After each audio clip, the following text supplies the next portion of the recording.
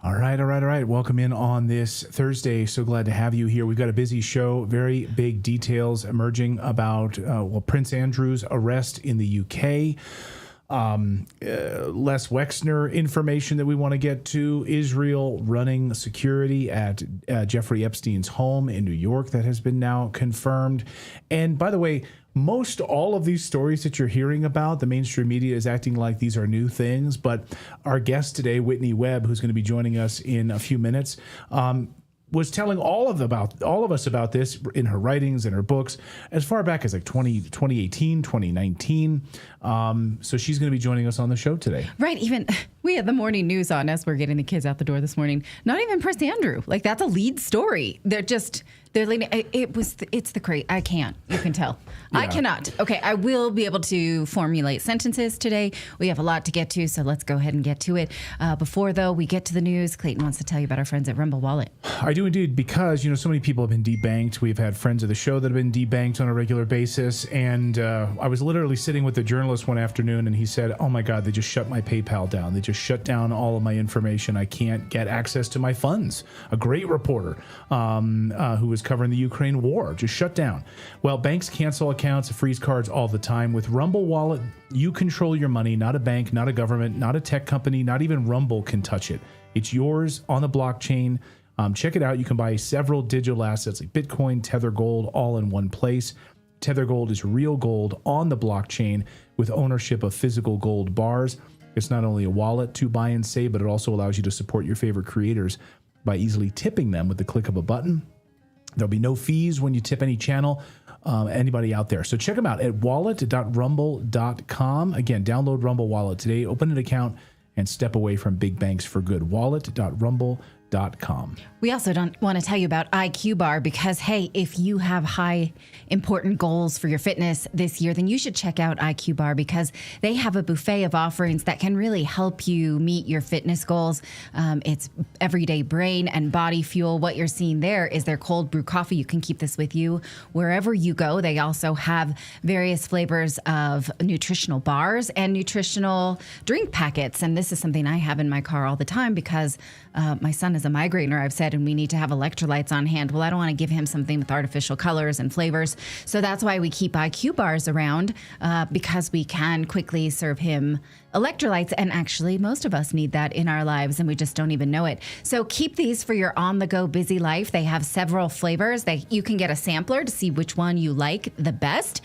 So they have peanut butter chip, chocolate bars, all many flavors. This is something, Clayton's going skiing tomorrow. We always put it in our ski jackets as well. So this is high value nutrition and portable packets, really great to have with you. So check it out. Text redacted to 64,000. You'll get 20% off plus free shipping. Again, text redacted to 64000. Get 20% off your order plus free shipping with IQ Bar. And we thank them so much for their support of Redacted. I think you missed a zero there. 64,000. 64000. That's 64,000. Yeah, it's 3 zeros. Did yeah. I miss a zero? Anyway, yeah, check them out. Okay.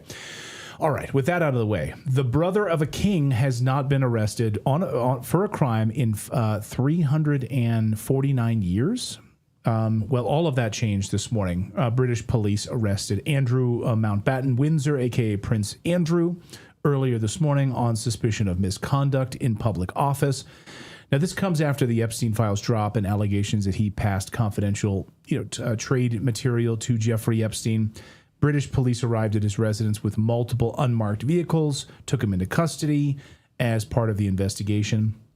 Investigators have been reviewing claims that while he serves as the UK's trade envoy, he forwarded internal trip reports and related details, reportedly including briefing-style documents tied to overseas visits around the year 2010 to Jeffrey Epstein.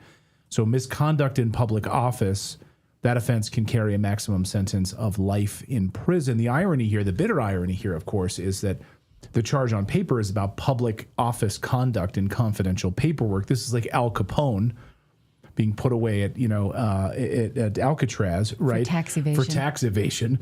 They got him, but not on the thing that, not on the murder, not on the abuse. So the public conversation has obviously been dominated for years by his association with Epstein and the broader cloud of like sexual abuse allegations and everything else, not trade memos. So nothing about abusing little girls, of course, is in this arrest. They could charge him with treason as part of the arrest, but nothing for like anything with these little girls or any of the accusations there. Apparently, the king was given a heads up about this arrest, so he knew it was coming. The king issued a statement as well. Here's part of the statement. Let me state clearly, the law must take its course. As this process continues, it would not be right for me to comment further on this matter. Meanwhile, my family and I will continue in our duty and service to you all. But the king basically saying, hey, the rule of law here, we got to follow the rule of law. Oh, for him too, though? Because we learned from David Icke that he was best friends with Jimmy Savile, had him in the palace quite a lot.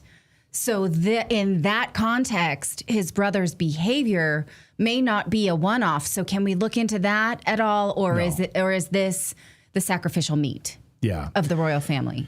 Meanwhile, stateside, still no arrests in the United States, but Congressman Massey tweeted this a short time ago. Prince Andrew was just arrested. This was the metric I established for success of the Epstein Files Transparency Act that Representative Khanna and I got passed. Now we need justice in the United States. It's time for Attorney General Pam Bondi and Kash Patel to act on this. I don't know. Kash Patel's pretty busy doing Dan Bongino's podcasts and patting themselves on the back how great of job they've been doing.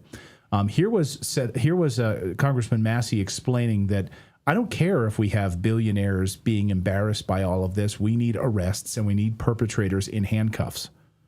Some of them will be embarrassed, but some of them need to go to prison, and the survivors know that. So how will we know if this bill has been successful? We will know when there are men, rich men, in handcuffs being perp-walked to the jail. And until then, this is still a cover-up. Mm-hmm. Prince Andrew's ex-girlfriend, Lady Victoria Hervey, says Prince Andrew was set up by Israel through Epstein in order to bring down the royal family. She admitted this on TV.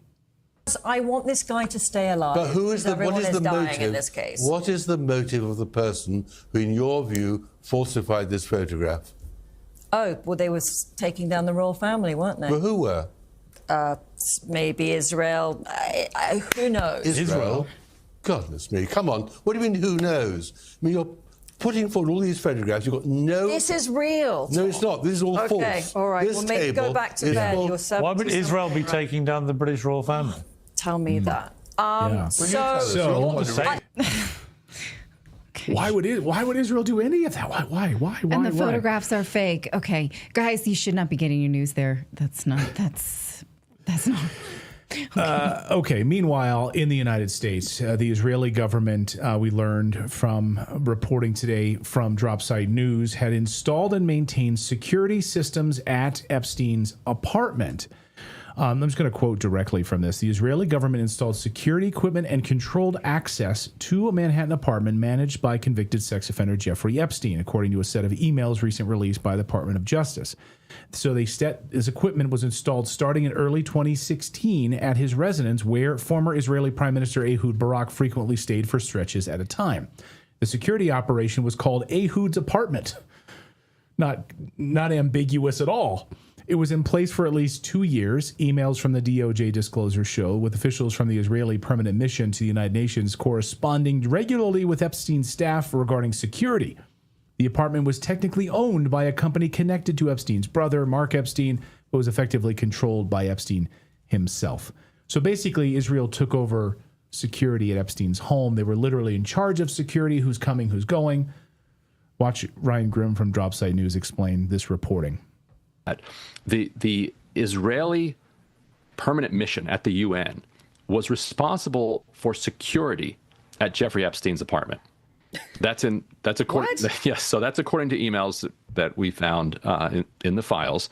So I have been reliably told that you are an anti-Semite if you look at all into Jeffrey Epstein's connections to Ehud Barak or Israel, Ryan. So you just tread carefully.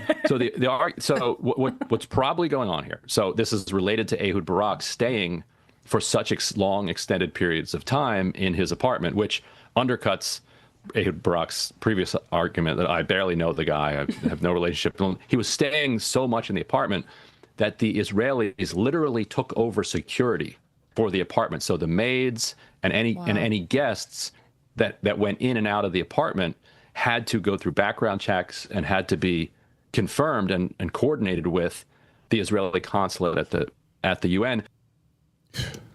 Okay. I mean, that suggests to me that whatever the United States government has in terms of evidence, the Israeli government has other things. Because we know that the United States did not actually do a proper discovery and a raid on, Epstein had notice about the raid on his house. So there is more in the hands of foreign governments, we can be sure. We should have always been sure. But this suggests to me that that's the nail in the coffin of that theory. DJ Holendica in our chat room says, pretty sure Israel is the first who made the USBs. That said, I think that they have a backdoor to all USB connections. Okay. Well, I don't know that. I don't know about that. Thank you for that. All right, we got Whitney Webb is going to be joining us next to talk about Les Wexner and so much more. All of her reporting. Whitney hasn't done an interview in months, although if you've been online and you see like all these fake videos that pop up that purport to show like Whitney Webb and her face, and it's like a thumbnail with Whitney, it's like, no, these are all fake AI slop videos. So she hasn't done an interview in months. And taking care of her family. So we're thrilled this is the first interview that she's done, I believe, in 2026. So again, if you see all these AI slop videos out there, that's not her. Right. So we're going to go to the original source, one of the first and most thorough researchers on this in just a moment. But first, we want to tell you about our friends at Lear Capital, because, of course, you hate when people say, I told you so. Sorry, but we did tell you to buy gold and silver a long time ago. We started working with Lear over 3 years ago because obviously the government continues to print money, go to war, devalue the U.S. dollar, all on the backs of the working American people. And because of that, the value of tangible assets has gone up. Real estate, gold, silver, all of these are asset classes that hold their value because the government cannot devalue them. So if you didn't trust us, it's not too late. Experts are still predicting even higher prices for gold and silver. So let our friends at Lear Capital teach you how to invest in this asset class, no matter what you have to start with. If you have some cash or if you have a retirement account, they can teach you. If you want to hold notes, if you want to hold the actual physical bars, they can help you with that. If you want to hold it in an IRA, they will teach you that you can, no question is too dumb to get started. So go to LearRedacted.com. You can receive up to $20,000 in free bonus medals with a qualified purchase. You also can get a free investor guide, which is like a study guide. But if you're not someone who wants to study a study guide, you can just keep them on the phone. They literally will just talk to you until the cows come home so that you are comfortable learning this mode of investment. So again, Morgan Stanley even changed their 60-40 portfolio to 60-20-20 to include 20% in precious metals. So again, even with markets hitting all-time highs, this is really an asset class to learn. So go to LearRedacted.com. Let them help you. One more time, that's LearRedacted.com. Well, Jeffrey Epstein's longtime patron and financial backer, Leslie Wexner, was finally brought before lawmakers on Wednesday, but not in Congress, in a congressional hearing room. They went to his house. You know what will come to you. Don't travel to Washington. Most people, when they get a congressional deposition, they have to get their happy ass into a congressional chair, but not billionaires, not if you own Victoria. They're different. Yeah, totally different. So they went to Ohio to conduct a closed door deposition about his decades-long relationship with Jeffrey Epstein. No Republicans attended in person. Okay. Why? There was no public testimony. Now we're getting small bits of this in video clips, but we didn't for a while. So yeah, must be nice to be, so rich and connected. Now remember, he was Epstein's main source of funds for years. When asked if he'd ever, even though we now have proof that he was named by the Justice Department as a co-conspirator, he was asked if he'd ever been interviewed by the FBI or the DOJ or any law enforcement. He said, no. I'm brand new here. No, I mean, I've had people say my name a bunch, but I've been living my best life. Here is his statement he released. It's very much, I'm an old man. I have this nice family. I'm too old for this kind of thing. Epstein only had power of attorney because I was too busy with my very important empire that was started with bootstraps and shoelaces and a couple coins on the floor. Basically, that's the story. Okay, well, for years, investigative journalist Whitney Webb has argued that Wexner was not a peripheral figure. This is not brand new to her. It is brand new to the media.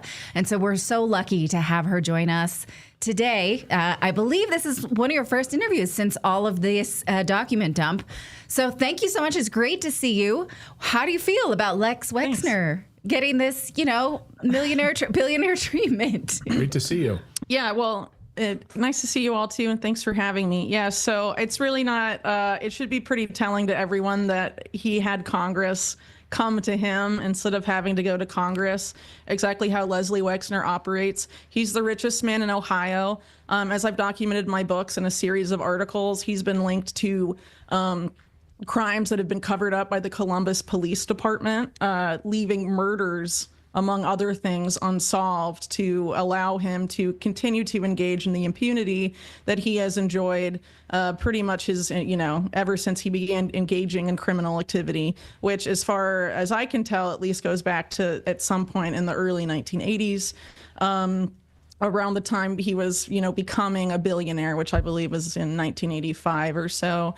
And I mean, honestly, Congress has said that they're going to release the deposition and videos of it and are making it like a big show, that there's been accountability because Wexner, who was named a co-conspirator, and they redacted that, that he's finally been interviewed in connection with his role in Jeffrey Epstein's network. I mean, it's just honestly bonkers. I think what we can anticipate to see in that video, if and when it is released, is a lot of softball questions, Wexner denying everything and then being like, okay, thanks for your time.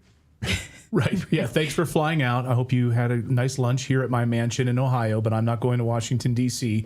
anytime soon. Do you think that there will be any prosecutions? We've seen now a former PM in Norway arrested. We have Prince Andrew arrested in the UK. I think those are the only two. He was released.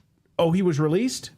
Okay. He was released after 11 to 12 hours, I believe. Okay. So, yes. But my question is, that's the only two. One of them's been released. Do you think we're going to see any other actual arrests in the United States, prosecutions? Yeah, I don't anticipate Leslie Wexner being arrested at any point. He is far too powerful, and his money is everywhere. And honestly, he has extremely deep ties to numerous officials in the Israeli government through his philanthropies. He focused pretty much the bulk of the Wexner Foundation on training up prominent figures, first in the U.S. And the Jewish community in particular. And now those Wexner fellows, essentially run AIPAC. It has an extremely close relationship with AIPAC, obviously one of the most powerful lobbying groups in the United States. And the other side of his leadership training via his foundation has been with Israeli public officials who have, these relationships as a result of that.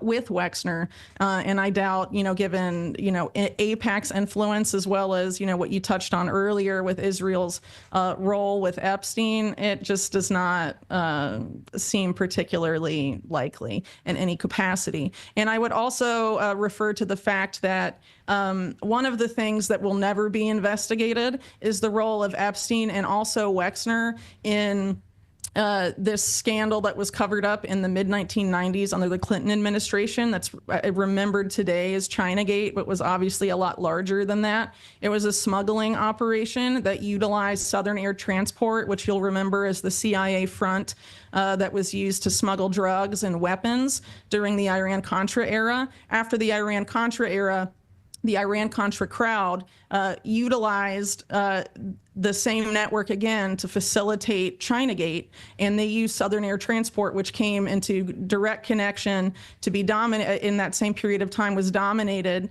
by Leslie Wexner and Jeffrey Epstein, and they had it relocated not that far from New Albany, Ohio, just to run their cargo, ostensibly for the limited.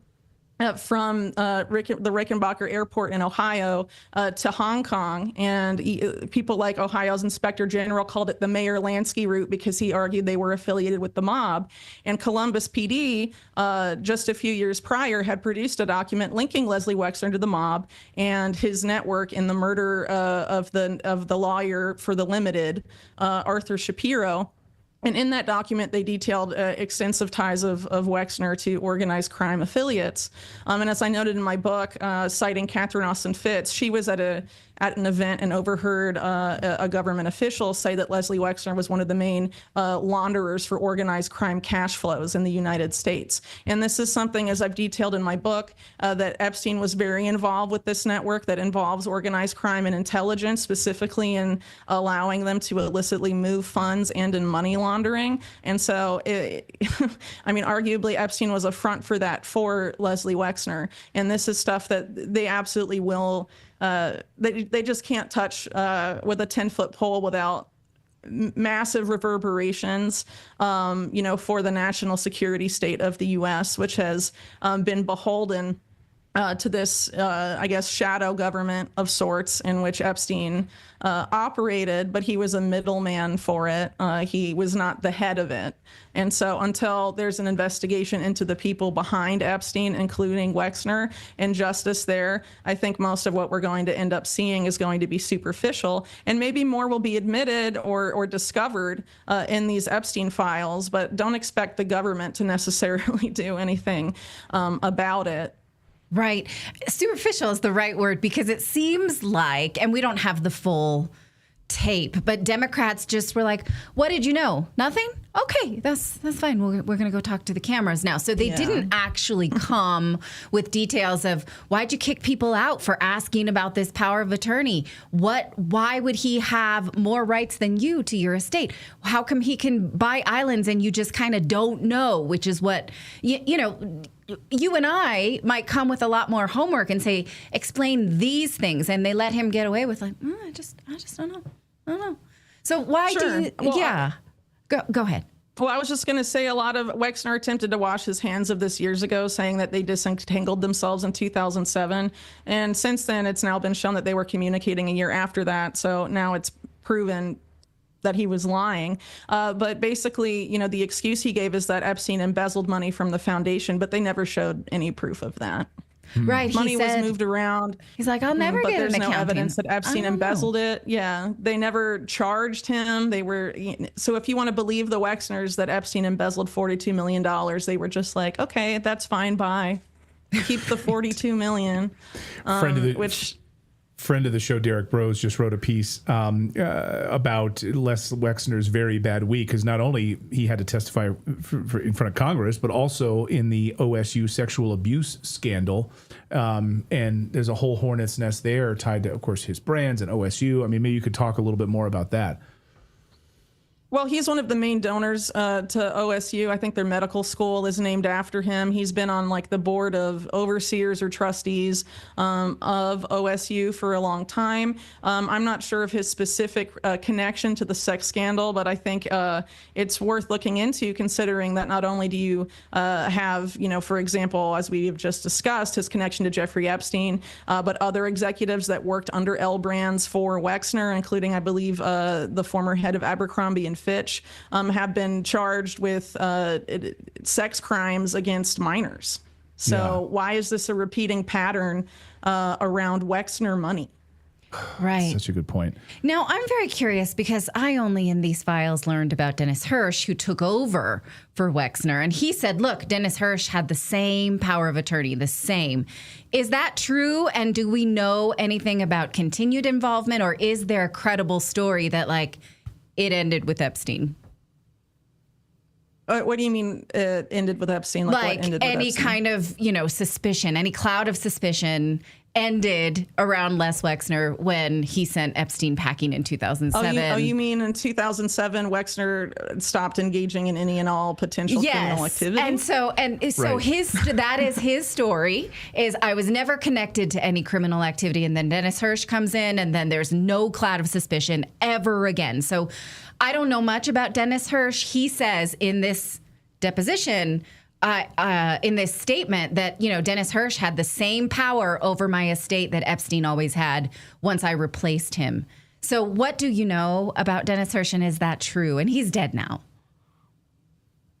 I haven't actually followed Wexner's finances extensively beyond the connection with Epstein. So that ends around the time of Epstein's first arrest. And obviously from that point on, Epstein rebranded as a tech investor and got involved with people, a lot of the big tech people like Peter Thiel, and was moving money around for people like Leon Black and Bill Gates and what have you.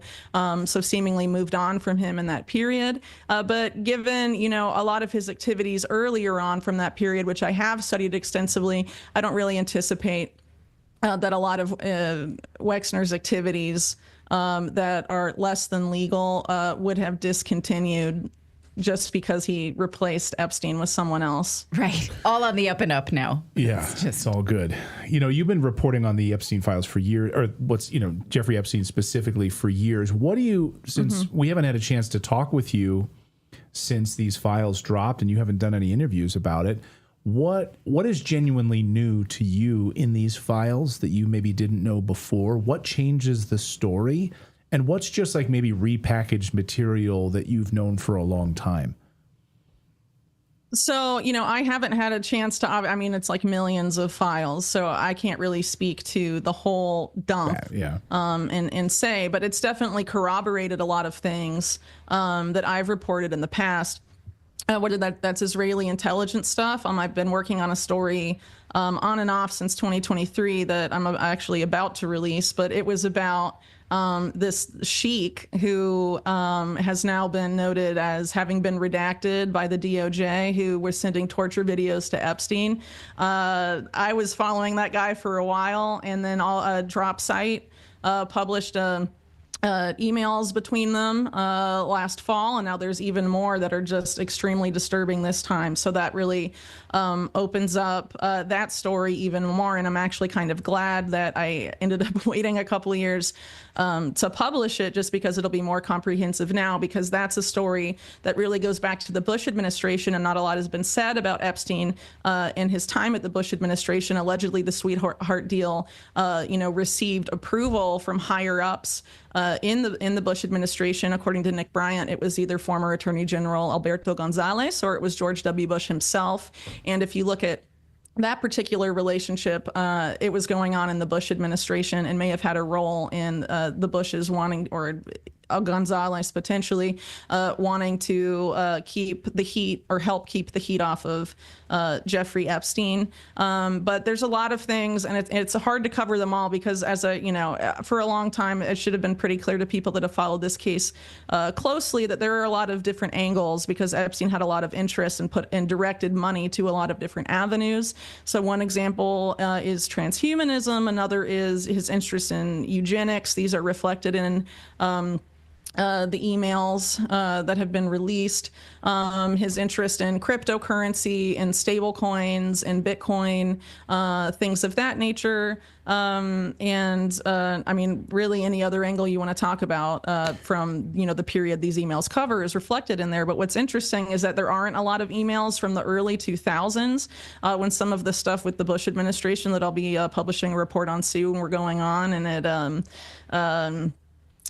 some of these new releases paint that in a more interesting light than maybe, say, before their release. So, again, I think people are going to continue to find things, because there's, 3 million files or so to dig through. But ultimately, what's going on in this case is you have Epstein fronting for a broader network. And so keeping the focus on Epstein, it's important, obviously, to understand what he was doing, but we have to understand, too, and what I've endeavored to show is that he was fronting for a larger group that still very much have their claws over the U.S. government, and obviously the future of the U.S. and much more. And so we should pay attention to that, and also not become so distracted by searching for things in the files that we, ignore the fact that, for example, Israel, who is very involved with Epstein and allegedly used contraband and blackmail to manipulate U.S. policy, has been trying for decades to get the U.S. to go to war with Iran on that behalf. That could very well happen.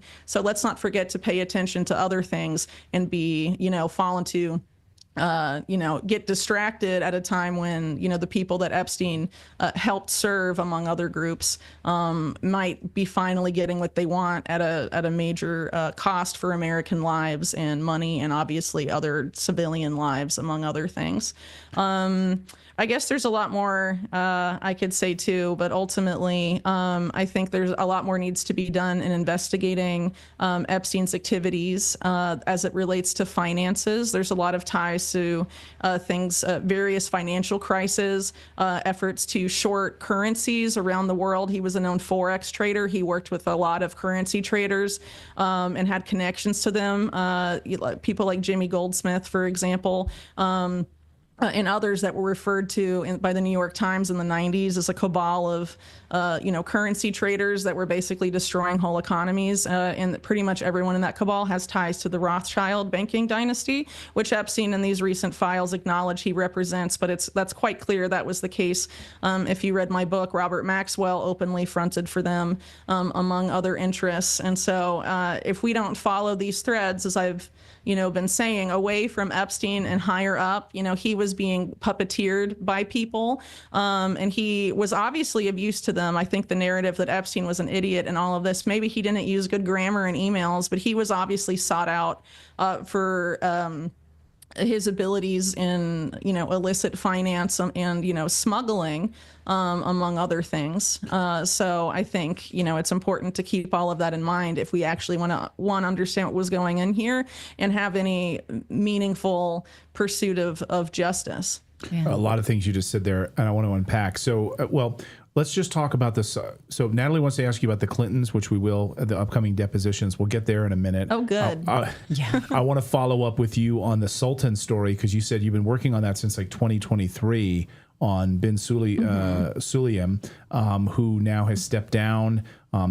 Big ties with that Epstein scandal, obviously in Dubai, and their friendship there. So maybe we could dive more deeply into that. And then I also wanted to, there's a lot I want to talk about here. So, and any kind of one question. I know, I'm just sorry. There's so many people firing questions here in our chat room as too. So take the Sultan stuff here. What do we know about this guy? How dirty was he, and what was he involved with Epstein? Maybe you can unpack that a little bit more.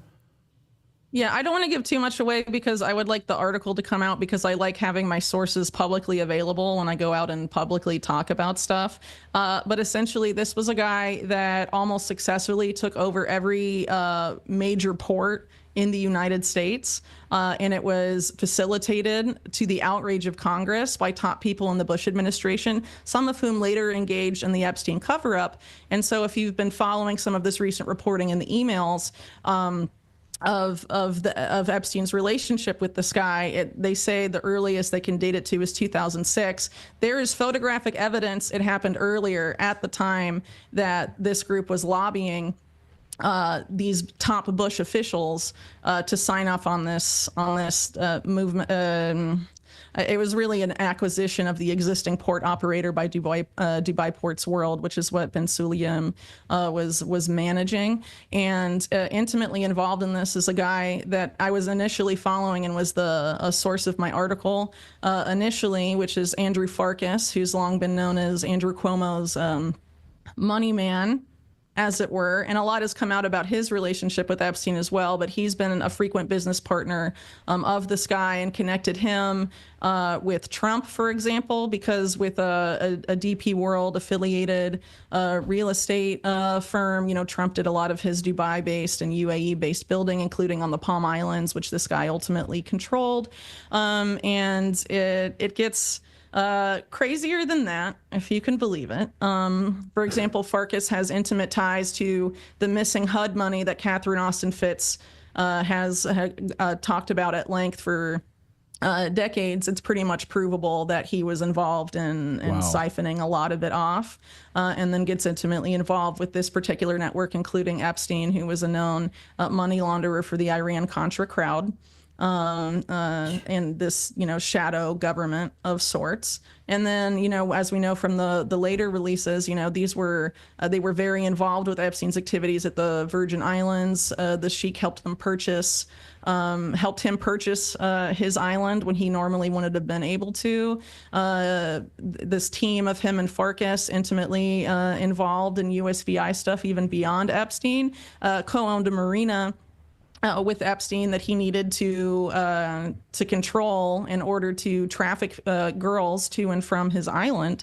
And also, as I'll be reporting, a very disturbing proprietary telecom system that wouldn't have been accessible to anyone but them. So there's a lot of very disturbing things going on there. And I would add, too, that Andrew Farkas was listed as a reference by Jeffrey Epstein for one of his USVI companies, along with Jess Staley, which was apparently the jumping off point to investigate Jess Staley as part of this now settled court case between the USVI and JP Morgan. But if they went after Jess Staley for that, why didn't they go after Farkas when he was, listed in the same spot? Yeah. And I would argue it's because he is way too close. Farkas is way too close to top very high ranking figures in the Trump administration that are intimately involved in Middle Eastern affairs.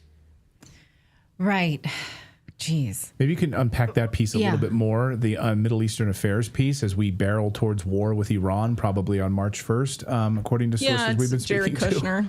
to. Jared Kushner buying up, Gaza, and then the Israeli piece. I know people, and I want you to speak for yourself, people have conflated, what you have said about Israel and the Mossad connections and CIA, and people like Whitney Webb says he's a Mossad agent, and you have to come out and correct people on that. So now that we hear about the Israeli connections in the apartment, the security system, and all of that, what can you say about the Middle Eastern Israeli connections with Epstein now? And that are still inside the Trump White House that you just said. That's fascinating. Yeah, great point. Yeah. So, regarding Andrew Farkas, the main connection, the closest connection there, he's obviously close with Trump himself, but also he's very intimately involved with the Kushner family. And a lot of the money behind Kushner family real estate deals actually traces back to Andrew Farkas, not the Kushners themselves. So people have argued that Kushner has an outsized influence on the Trump administration. So if true, I doubt any meaningful pursuit of Andrew Farkas would happen, even though he was involved in the infrastructure for the trafficking itself, among other things. And as far as Epstein's role to the Middle East in general, so it depends on what Middle Eastern country you're talking about. There's obviously the UAE ties and his involvement with Saudi Arabia, specifically Mohammed bin Salman, the Crown Prince. He was involved in advising their sovereign wealth funds, apparently of both countries. He even, his ties to the Saudis allegedly go back to the 1980s or so. If you may remember, he was found one of his residents that was raided, because not all of them were, contained an Austrian passport that had a lot of stamps for Saudi Arabia and listed Saudi Arabia as an address. Actually, this ties in kind of to the Prince Andrew story a little bit, because in this period of time, Epstein was allegedly the mentee of an arms dealer named Douglas Leese, who was leading the representation of the UK's BAE Systems in creating, which would later win the Al Yamaha deal, which is the basis for UK-Saudi military relationship. And it was a hugely significant arms deal for Britain and BAE Systems. And actually, Prince Andrew, in that role as a trade representative, would later step in to prevent investigating the legality of aspects of that deal, and was also a big, salesperson globally for weapons, for BAE Systems particularly, which, again, is significant in that it ties back directly to, Epstein's own mentor in arms smuggling. And, bin Salman himself, when he first came out, it was a big charm offensive, right? But then he started promoting like this post-oil vision for Saudi Arabia, and a lot of the things he was promoting openly involved things that were funded by Epstein. You may remember, for example, he gave Sophia the robot citizenship. And part of and that robot was funded with Epstein money in part, and the people involved there did that. So and they've reported since 2019, but I think the photographs are now available that Epstein had pictures with prominent people from the Gulf countries, including Mohammed bin Salman, including Emirati sheiks. And another thing to note there, as far as the UAE ties go, is that Epstein had a relationship with the bank BCCI in the 1980s, and potentially up until it collapsed with 1991, which was very important to this network in which he operated. And BCCI was investigated to an extent, not as fully as I would have liked, by the U.S. Senate. And there's a U.S. Senate report on BCCI you can read. And if you go to the end and sort of the appendix, they leave as an uninvestigated lead the fact that this bank, which was basically a CIA shadow bank, was running a sex trafficking operation very similar in terms of how it functioned to what Epstein and Ghislaine Maxwell were doing. But in the Senate report itself, it says that these mainly girls, many of them were prepubescent girls, were being basically pimped out to Emirati sheiks, and some of them would return with extreme bodily injuries from the encounter. Please go read that yourself, because these are family lines, the way this stuff operates in the UAE. So it's very possible that this sheik that Epstein got involved with later is like the son of, or maybe even one of the people that engaged in that kind of activity with BCCI. It was never investigated. So again, this stuff needs to be very properly investigated, and there's been a pattern of cover-up for a long time. Who covered up BCCI in 1991? It was then Attorney General William Barr, who came back in the first Trump administration when Epstein was offed. Yeah. Covering stuff up again. Right. Okay, where should we go? So we can get into Israel now if you want. Sorry, well, I just felt like yeah, more people know about but that's Israel a tangled web. Than the other stuff. That is important. I think that's not unrelated, because this drop site news revelation that Israel was, running security for the apartment that Epstein was in, and Ehud Barak was there.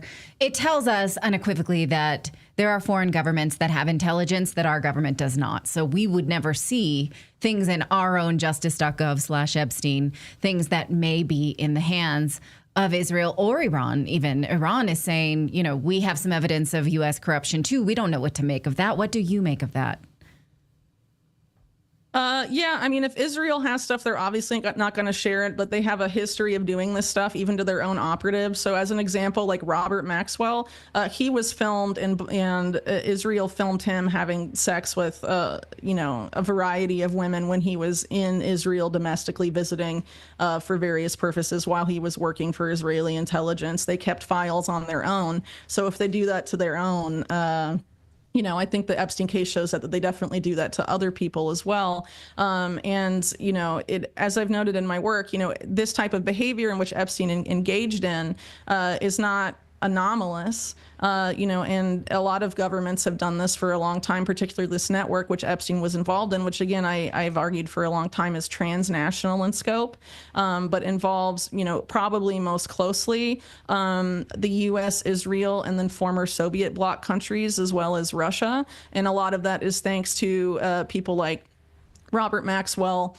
and the people that he worked with. To sort of tether that all together, if you will. But ultimately, the goal was to globalize organized crime. I argue it's at this point defined itself into a cartel, and they're really calling the shots, as it were, with a lot of this stuff. So one of the ways that they've done that historically is through recording people in compromising positions. So obviously, I can refer you to my books, because I unpack a lot of people in this network going back to the 1940s engaging in that type of activity. But another thing I argue is that Epstein, the type of sex blackmail activity he was engaging in was is no longer needed to blackmail people. You can do all of that stuff digitally now, and I think it's no coincidence that I argue that Epstein told Ehud Barak to check out Palantir, which I argue in my book is really you don't need an Epstein blackmail style operation if you have Palantir operating.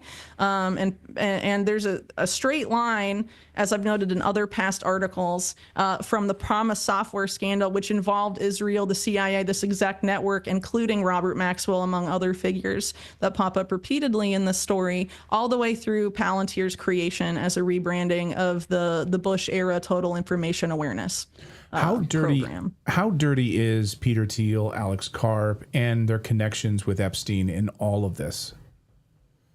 So I'm obviously no friend of Peter Thiel. I've been very critical of him for some time. Back in 2019, I reported about his co-investment with Jeffrey Epstein in Carbine, previously Reporty, which was headed up by Ehud Barak, and he chaired the board, but they have since rebranded after the initial Epstein story. But that has not stopped them from taking over a litany of U.S. 911 emergency call systems, which they now control, and they're run by IDF people, even though they put a few token Americans on their board. It's still an IDF project, arguably a front company if you look at the other types of companies that Ehud Barak was creating with Israeli intelligence veterans in the same period that he created Reporty, now Carbine. Peter Thiel, now we have over the past year fresh documentation showing Thiel and Epstein's direct involvement in making those investments happen. But Carbine is a direct way to create this type of surveillance system in which Palantir also excels. It no longer says this on its website, but when I reported on them, they had a functionality on their program where if you're calling 911 within a district controlled by this company, they can harvest any and all data off of your smartphone if you use one, and basically create a pre-crime system determining if you or someone near you will call 911 and commit a crime at some point in the future. And again, Palantir is built around and was always envisioned to have this same pre-crime functionality, and has developed obvious and very clear ties to the state of Israel, potentially given this new audio release that may have been forged by Epstein himself, which is certainly of great concern. I mean, it's absolutely crazy. But Peter Thiel has been asked about his relationship with Epstein several times. He is a liar. And a lot of these people, I should point out, that have denied their closeness to Epstein, including figures in big tech like Elon Musk or Ehud Barak himself, or really any of these people, or Wexner, who we started with, they deny, and then proof comes out, even though what's been released is estimated to be 2% of all of what the U.S. government has on Epstein, 2%. And we know how many of these people are liars. Why are we believing them at their depositions when they're asked these softball questions and they're just like, I didn't know anything bad was happening. Why are we believing them? It's crazy. So anyway, sorry, I got a little off track there. Well, that's why I'm not looking forward to the Clintons' deposition, because how hard is it to just play dumb? That's what politicians do. They're great at it. That's what to expect. There's even an email in the, Epstein's like, oh, I have to give $1 million to the Clintons. Okay, I'll do it. What is this for again? He doesn't even know, right? And Hillary Clinton is out front saying, no, there's a lot of people involved. So can you discuss what you expect from the Clintons and, what we know about the Clintons that is not being discussed by the media? Yeah, so I think we can expect similar stuff to what Wexner did with the Clinton deposition. I doubt it will go too deep. Again, and I think, as has been the media coverage of Clinton this entire time, it will only focus on Clinton after he left the office of U.S. president. It will not focus on anything before then, even though Jeffrey Epstein went to the Clinton White House 17 times, and maybe more, because there is also the case where a lot of Clinton White House visitor logs have obviously fake names on them to cover up the identities of the people who were coming and going. I'm sorry, but 15 visits to the Clinton White House by Donald Duck, I don't really think that was Donald Duck in the same period, so it could potentially be more. No, I mean, that's literally a real thing. So it could potentially be more, but that's 17 confirmed visits we know about. Every time he went, he had a different woman on his arm. And they were of age, though. I should point that out. But, you know, this is what Epstein learned from his weapons dealer friends in the 1980s. People like Adnan Khashoggi, for example, who on his yacht would have a harem of women, it was called, basically butter up top corporate CEOs and government officials so that he could, you know, grease the wheels for his arms deals and his business. Epstein was really no different, just he was running more businesses than arguably Khashoggi was for a different set of employers, and some of the same employers as well when you count Israeli intelligence and the CIA in the mix. So again, there's going to be no scrutiny of these 1990s ties or these visits. A big reason why is the man that Epstein was meeting most of those times, Mark Middleton, because Mark Middleton was central to this aforementioned Chinagate scandal involving Southern Air Transport. He, when he was questioned in his role in Chinagate, pled the fifth 22 times, and then Clinton left office, 9/11 happened, and no one ever investigated Chinagate again. Even though it was basically well, I would argue one of the reasons for that is that it intimately, even though it's called Chinagate, it intimately involved Israel basically selling sensitive U.S. military technology using this Iran-Contra network to the Chinese military.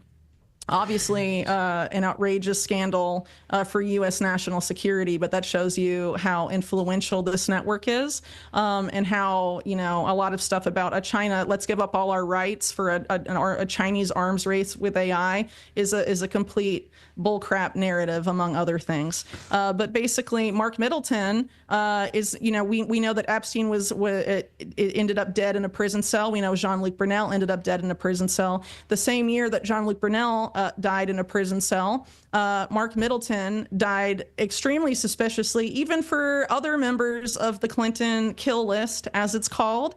He allegedly wrapped around his neck an extension cord, hung himself, and then managed to shoot himself with a shotgun in the chest. That was discovered 30 feet away, even though investigators initially said there was no weapon at the scene. And then immediately after, a judge sealed all photographic and other evidence of the crime so it would never be released to stop the spread of harmful conspiracy theories. Right. A gun that's 30 feet away. You ask the Clintons about Mark Middleton, you will see how insane this all is, and they will not go there, because obviously if they did, it would probably implicate Leslie Wexner, as well as a lot of other people in this network that have sold out U.S. national security, you know, to ostensible adversaries for decades. What with about Israel's direct involvement, our supposed greatest ally. And one of the reasons this was happening is that arguably the most influential billionaire manipulating Israel's security complex apparatus in that period was a billionaire named Shaul Eisenberg that had a lot of ties to the Chinese government, and it brokered their ties to Israel's national security state in the late 70s, and helped bring Robert Maxwell, among other people, to Mossad. He was a major operator. And so, you know, there's no real scrutiny of that relationship. But I would argue this goes even further. This goes to something that Samuel Pisar, Robert Maxwell's longtime confidant and lawyer, and a co-conspirator in some of these things I'm talking about, openly told Congress in the early 70s that what was happening was the end of the relevance of the nation state and the rise of what he called the trans-ideological corporation, where multinational Western corporations were getting in business with state-owned corporations in China and Russia, the communist bloc, basically, and we're building a network, an economic network that would supersede the national governments around the world and would basically take over the world. And he was asked by Congress if this was bad, and he was like, not really. And he said this in the early 70s. And he, along with people like the heads of IBM, people from PepsiCo, people from some of the biggest corporations in the United States, openly created committees to make this happen. Gosh. And he probably had intelligence ties. He represented Steve Jobs for Apple, and Steve Jobs was like, I don't know if he works for the CIA or the KGB. Probably both, because if you look at Robert Maxwell, he was definitely involved with the KGB among other groups. He worked with KGB officers to spirit gold out of the Soviet Union, and a lot of these guys were involved in capital flight from Russia after the collapse of the Soviet Union. They funneled a lot of it to Israel, where they helped get and install Russian mobsters like Simeon Mogilevich, get them Israeli passports so they could penetrate the U.S. financial system. And our current president had involvement with some of those characters through his real estate deals and helped them launder money. So I don't really think we're going to see meaningful prosecution of these groups with the current crowd that's in charge. Before we move on They've been on the take. Before we move on from the Clintons, the Clinton Foundation stands out to me as a major question, something to focus on. Do you think the Epstein's ties to the Clinton Foundation and how it was used, whether it was for sex trafficking operations around the world, medicine, et cetera? Can you talk about that? Yeah, so the Clinton Foundation, I would argue, was largely set up. Major aspects of it were provably set up by Epstein. That's particularly true for the Clinton Health Access Initiative and a lot of its work in Africa with AIDS, which obviously coincides with a lot of vaccination policy. And at the same time that Clinton set up his foundation, Bill Gates set up his foundation. They collaborate together on those things. And Epstein has also obviously had an interest in these types of networks as well. For health, they say. But obviously, in the COVID era, we became a lot more skeptical of those types of quote unquote philanthropies. And obviously, Bill Gates, as well as Epstein himself, as particularly revealed by some of these new releases, but it was known before, have an outsized interest in eugenics and also transhumanism, which is the modern rebranding of eugenics. Even some of the people that used to run the British Eugenics Society, like Julian Huxley, authored texts in the mid 20th century talking about how transhumanism was the future of eugenics, and this is how they'd sell it to a new generation. These people are intimately involved with a lot of this stuff. And, Epstein was intimately involved in those aspects, but we have to go back to Epstein being intimately involved also in illicit cash flows, which the Clintons absolutely love and have loved for a long time, ever since Clinton was governor of Arkansas through the presidency and after. And so, Clinton Foundation has obviously been dogged by what were once rumors, but thanks to WikiLeaks became proven that it was basically a pay-to-play scam, and that they were taking money and then returning political favors when Hillary Clinton was, Secretary of State, or they thought she might even be president, right? And then after, she lost to Trump in 2016, it dried up essentially.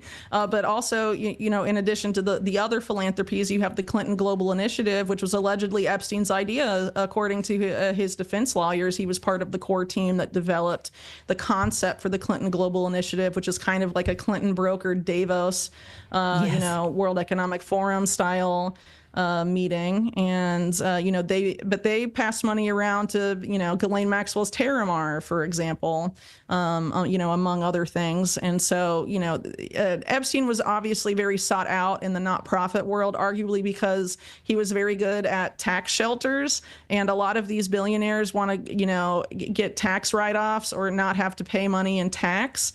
And so setting up these philanthropies the right way, when Epstein's background, going back to his time at Bear Stearns, was in tax evasion.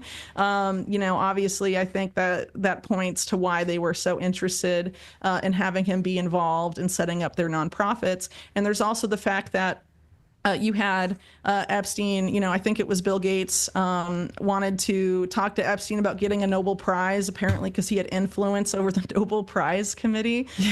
So, it went even beyond nonprofits. And so a lot of this world that the public has been shown about these do-gooder nonprofits and these do-gooder philanthropists, it's, Epstein was an expert in money laundering. He also became an expert in reputation laundering for these billionaires, most of which are criminals and some of whom are provably connected to organized crime.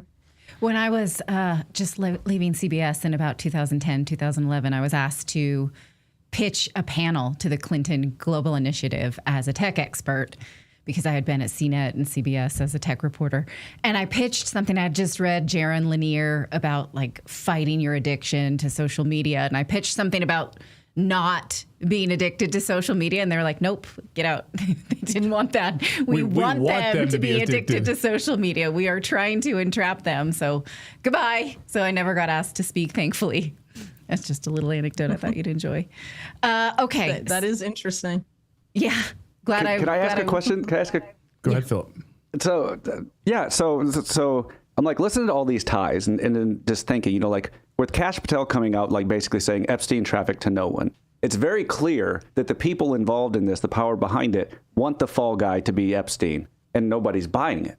So is there somebody else of equal level that they can turn and point to? Who's going to be the next fall guy? They can be, actually, this guy is really important in this. Somebody has to take the fall. And since Epstein can't do it because that's not working, like, is there somebody else that they can kind of like point it at him? And could it be Les Wexner? Or is he still too powerful? Or is it just they just have to stick with the whole Epstein traffic to no one? Yeah, I think Wexner's way too powerful. I think the risk of trying to go after someone at the same level of Epstein is that they might talk. Right. So like Jean-Luc Brunel was apparently, sorry, my glasses keep being super wonky, was in talks with to speak to U.S. prosecutors. And then he about Epstein, and then disappeared. And then he ends up dead in a jail cell. People that have information that could potentially incriminate beyond the spectrum they want to keep the public focused on, that's threatening. And so if someone realizes they're becoming the fall guy, they may try and squeal, or they may try point the finger at someone else. That opens up a whole nother level of risk. And they had been building, ever since Epstein died in 2019, this narrative that he was the lone baddie, and thank goodness he's dead. Just like Bill Gates said when he was interviewed about it a few years ago, well, he's dead now, so it doesn't matter.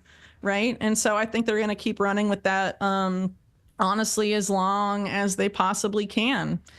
Because I think otherwise it opens up, whether you go above or, at the same level, varying degrees of risk are there. Maybe they might try and go for someone that worked for Epstein, ones that aren't already protected by the sweetheart deal, the non-prosecution agreement. So you can forget about his executive assistant, Leslie Groff, that helped him plan a lot of this stuff.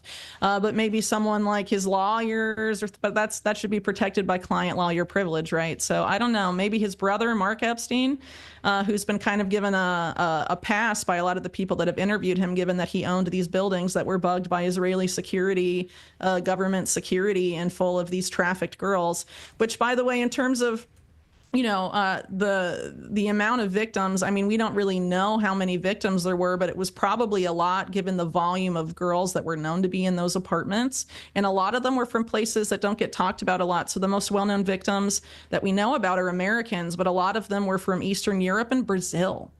How many Brazilian and Eastern European there's a girls 9-year-old referenced. Yeah, 9-year-old Brazilian, very cute or sexy or something like that. Yeah, and some are from France. This was obviously something that was global in scope, and there's really been no interest in disentangling the global aspects of even just the sex trafficking operation. But again, and the past tense that we're using, though, suggests, I feel like it's still going on, and we don't, how could we pull the thread to know how it's still going on? Because like you said, Epstein was not the ringleader.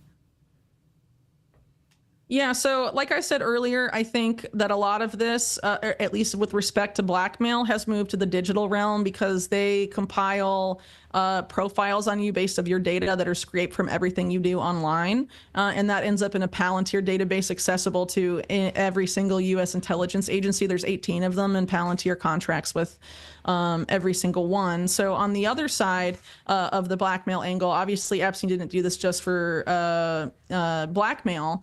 He was a trafficker of many things. He was known for moving money from place to place, arms from place to place, and underage women, and also above age women that were young adults from place to place. So that is essentially the role he occupied. And so to understand again how in terms of this of the sex trafficking thing, obviously there was part of him that did it because he personally and sexually benefited from that. And there are emails following his conviction showing that he was still talking about women that were either from these places he had drawn upon before and engaged predatorially and criminally with them. So he may not have done it at the same scale he did it before, because, you know, some of the agencies, for example, that he had used once he became, by his own definition, radioactive after his first arrest, it was harder to publicly do business with Epstein. But he obviously had no problem finding women to traffic after then, and girls. So, you know, this is obviously something that people of that power level, if you want to call it that, are able to engage in if it is their proclivity. And obviously Epstein is not the only billionaire pervert in the United States. And so a lot of these people with access to money have obviously probably been able to access this because they've been doing it for decades and decades and decades and decades, and oftentimes with state protection because they get involved with intelligence agencies. Our guest is Whitney Webb. We got some new video that just was released from the GOP Oversight Committee, and I want to play. This is Les Wexner speaking to that they just released, and where he's claiming that Jeffrey Epstein specifically told him that he was a financial advisor to the Rothschilds and the family of the Rothschilds. So I want to play this and just get your take on this, Whitney. I think it was his experience at an industrial level, like working for a big company like Bear Stearns, and then he had done personal work for the Rothschild family in France. Personal wealth management, essentially? I don't know. Okay. We've seen some reports that he would present himself as a bounty hunter, that he would find people's missing money. Do you recall him saying anything like that? No. Well, specifically, I talked to Ellie de Rothschild, and so I mentioned that earlier. So he represented their whole family, so there had been a whole bunch of people. I mean, most of them I never would have met, but I knew Ellie. I never met people, but there were people that called me that either insinuated or said they knew Jeffrey through a financial relationship. And so, I mean, they could have been actors, but in the time, a guy calls me up. I'll give you an example. It's just no, because I want you to understand this, because it's so confusing to me. He would say, like, I'm providing financial advice to the founders of Google. I'm providing financial advice to Jeff Bezos. I'm providing financial advice for the chief technologist at Google. And wow, I'm in good company, because these are really smart guys with a lot of money. And you have to put yourself in the mindset of if my attorney said, you know, he was qualified to argue in front of the Supreme Court, I'd believe him. I didn't say to call the Supreme Court and say, tell me, is he really an attorney or did he do this? So, Whitney, as you talked to one of the biggest, Lex Wexner, as you mentioned, one of the biggest pieces of this is the financial ties, right? That still needs to be pulled apart. This is one of the biggest pieces of the Epstein story here. Did anything he say there surprise you at all? That was Les Wexner.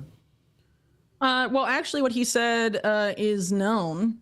So, for example, as far as the Google co-founders, he managed Sergey Brin's family trusts and had very significant ties. I believe that came out during the J.P. Morgan case in the USVI, where Sergey Brin was actually subpoenaed, but it was settled and never went to court. So I guess that didn't go anywhere. But he was intimately involved with Sergey Brin in particular, and I know Ghislaine Maxwell had significant ties to Jeff Bezos, and the two of them cultivated lots of ties to the biggest names in big tech, Mark Zuckerberg, Reid Hoffman, Elon Musk, and Peter Thiel, among others. So that definitely rings true. And then, of course, Epstein claiming to represent the Rothschilds. That's obviously been made public in the emails as well. But I've argued in my book that, after Robert Maxwell's death in 1991, he pops up with Ghislaine in public for the first time and is, for all intents and purposes, the heir to Robert Maxwell's portfolio, probably with Israeli intelligence and probably with some of the illicit financial operations that Maxwell was engaged with at the time, and also his link with some of these organized crime networks I was talking about earlier. But why did Robert Maxwell come to the United States? He made this big entrance into New York specifically a year or two before he died, and brought Ghislaine with him. And the reason he did that was specifically for the Rothschild banking family. And this is actually in a New York Times article that I reference in my book. I forget the exact title of the article, but it's like the Rothschilds mega dealer or something like that. But if you look it up on the archive, dealer is spelled wrong. They switched like the E and the A for some reason, probably to make it harder for you to find. But basically it says that the Rothschild banking dynasty, that at that time, which was, this article came out in the 1980s, they saw it as an error that they had never properly established a significant foothold on U.S. Wall Street. They had focused instead in Europe and other theaters. And so in the 1980s, they created a Rothschild entity on Wall Street, and they had it focus on mergers and acquisitions, specifically M&As. And to do so, they recorded, and to ensure their success, they recruited some corporate raiders that they had a close relationship with from Britain. One of them was Robert Maxwell, and the other one was Jimmy Goldsmith, who was a cousin to the Rothschilds, and also involved in the same organized crime intelligence linked nexus that Robert Maxwell was also tied to via the Claremont Club, which I discuss in my book. And Jimmy Goldsmith, actually, Epstein met a lot of his elite friends in New York, even though he's from there, but in the elite circle for the first time, actually at Jimmy Goldsmith's mansion in the area in the 1970s. Wow. Right after coming back from the United Kingdom on a backpacking trip when he dropped out of college, which I would argue it all kind of goes back to that crowd.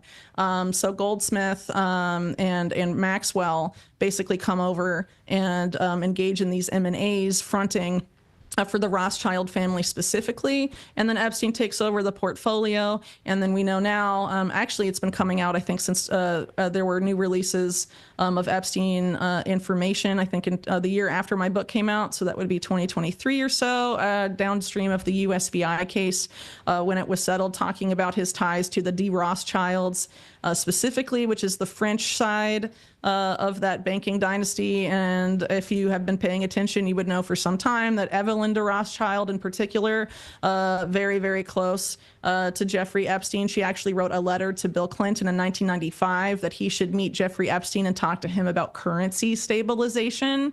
So this is something that's been going on for a long time, and he's been very involved with this particular family, which it goes without saying has extremely deep ties to the state of Israel for an extremely long period of his career. And again, I would argue that if any family is untouchable, that's one of them. And I doubt investigators would get very far in probing that family. Right. So, Whitney, will you hang with us for a few more minutes? We just got some more.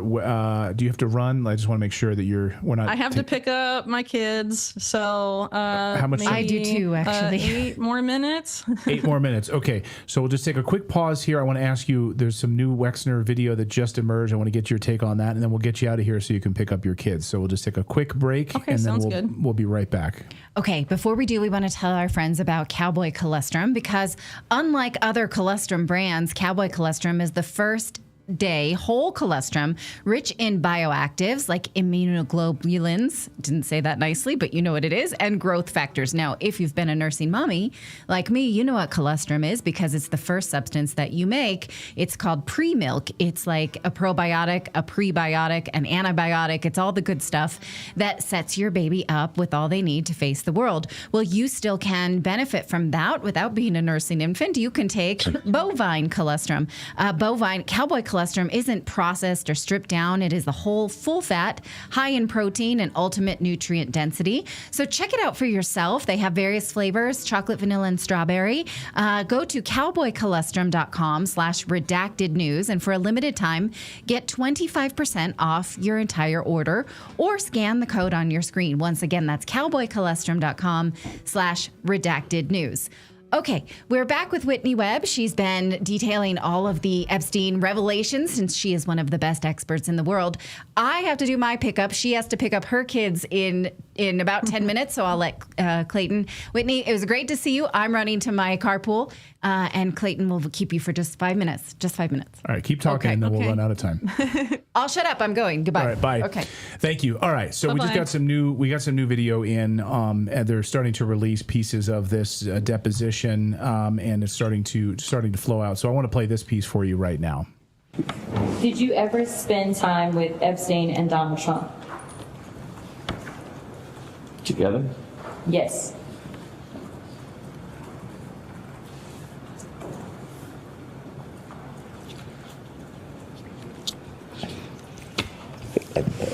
I want to answer this question accurately.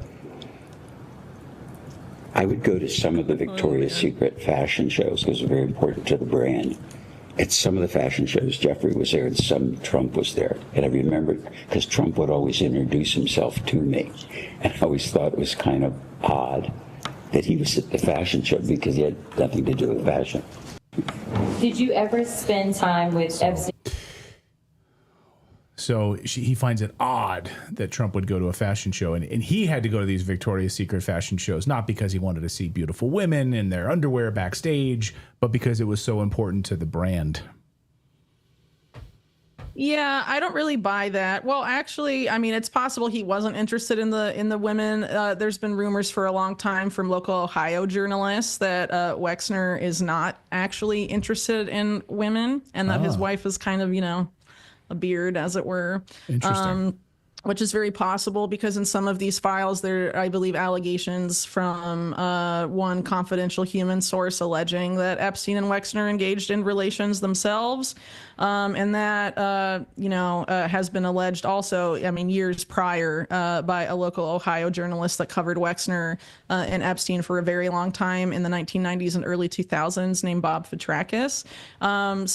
Maybe he wasn't actually interested.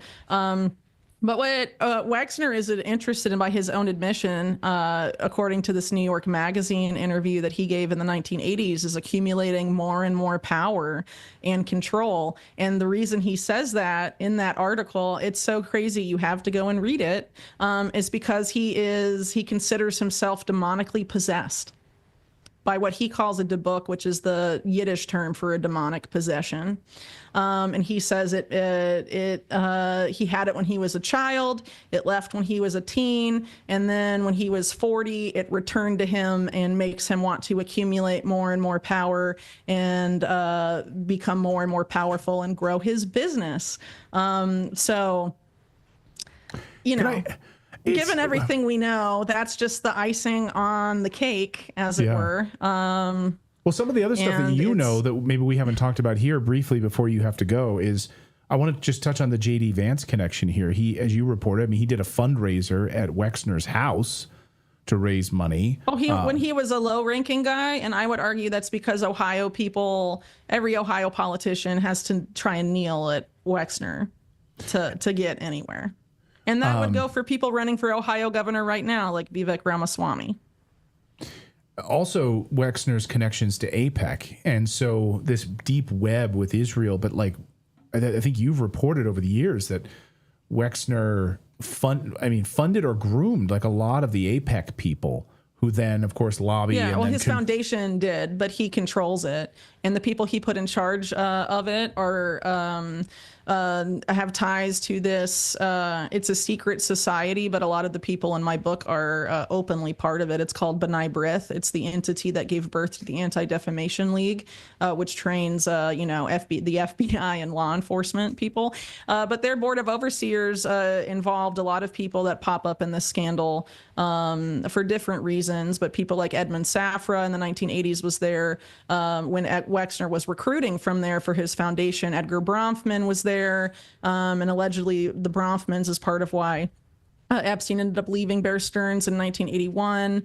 Max Fisher, who was Wexner considers him one of his business mentors, or main business mentors. You could argue he had about 3 or so, and a lot of these figures that he was really connected to. So he pulled from there, and they have a lot of influence. Roy Cohn, who I've written about extensively, he was a mentor to Donald Trump, but also a sex blackmailer, intimately involved with organized crime. He represented mob bosses like Tony Salerno, among others. He was involved in a litany of very shady stuff. He was also a big B'nai B'rith guy, and his father actually ran it, who was a judge in New York, the New York chapter, which is considered to be the most powerful.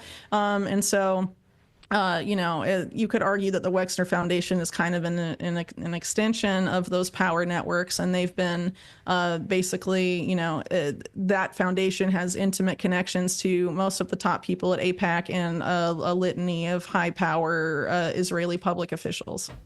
And we just confirmed the part of this deposition that just confirmed that Lexner just confirmed under oath, and the GOP has now released this video and he says under oath that he handed over total control, power of attorney, hundreds of millions of dollars, his entire empire essentially, to Jeffrey Epstein because he was referred to him by the Rothschild. So basically the Rothschild's involvement here is the tie that brought him into this. Well, he said for a long time that he met Epstein through Robert Meister, who was an insurance executive. I think at the time he was at A&A in 1986 or 1987. Some sources say 1985.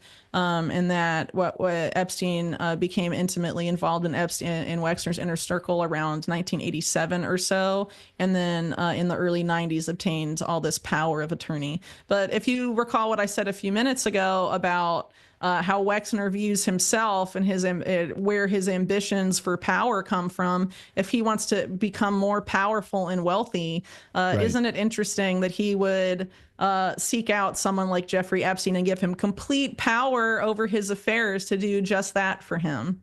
Yeah, it's remarkable. And as you pointed out too, this whole naive billionaire play that Wexner tries to pull off. I've even seen videos now that they're just releasing where his lawyer is reaching over to him, telling him and he says to him in his ear, if you answer any of these questions with more than 5 words, I'll fucking kill you. Those are his words. The lawyer leaning over and telling Les Wexner not to say anything. Yeah.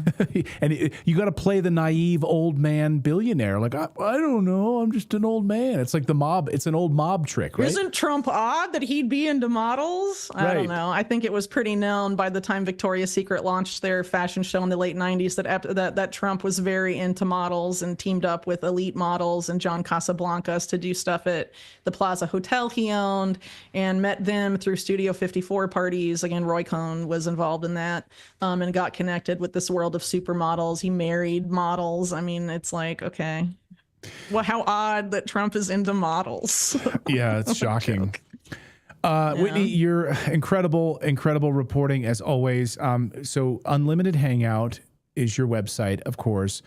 You have new reporting coming out. When can people expect your big new reporting to come out here on unlimitedhangout.com? We'll see. Hopefully the next week or two, it should be out. I don't have that much left. So happy to be wrapping that one up because it's been sitting there for a long time, but I guess there was a reason for that. And now I can add a lot of these new emails to it to flesh out the story even more. But we have a lot coming up at Unlimited Hangout, a lot of pretty spicy investigations that are Epstein related, including one specifically into Wexner's personal fiefdom where he hosted Congress, New Albany, Ohio, and a lot of ties there between Wexner and Epstein and things that are happening there right now. Wow. Whitney Webb has got to run and pick up her kids. We're glad to have you back. I do. Glad to have you back into the mix here, providing your incredible research and voice. We need you out there. That's for sure. Thanks. It was a notable silence when Whitney was gone for many, many months. So thanks. Hope everything's great with you and your family. And thanks for joining us here, Whitney. Great to see you. It is. Thanks. Take care, Clayton. Thanks, Whitney. Okay. We're going to get to all of your super chats here and questions you have. We're going to open it up here in just a moment. But first, when is the last time you woke up actually feeling rested? When's the last time you looked in the mirror and recognized the guy staring back at you? If you're dragging through the days with no energy, zero motivation, a gut that won't budge no matter what you do, a sex drive that's basically flatline, well, you're not alone. And no, you're not just getting older. Blokes was built for men who are tired of feeling like a shadow of who they used to be and want to actually do something about it. That dad bod, the brain fog, all of it, it's actually tied directly to your hormones. Every Blokes lab includes a 30 to 60 minute consultation with a licensed clinician who connects what you're feeling to what's actually happening in your body and builds you a real plan to fix it. We're talking TRT, peptide therapy, NAD+, encephalamine, treatments that get right to the root cause and help you feel like yourself again. Stronger, sharper, and actually present. So when you start with TRT or any of their part of this process with Blokes, you can actually add ED or hair loss prescriptions for just $1 a month. So it's time to stop settling. Go to joyandblokes.com/redacted news.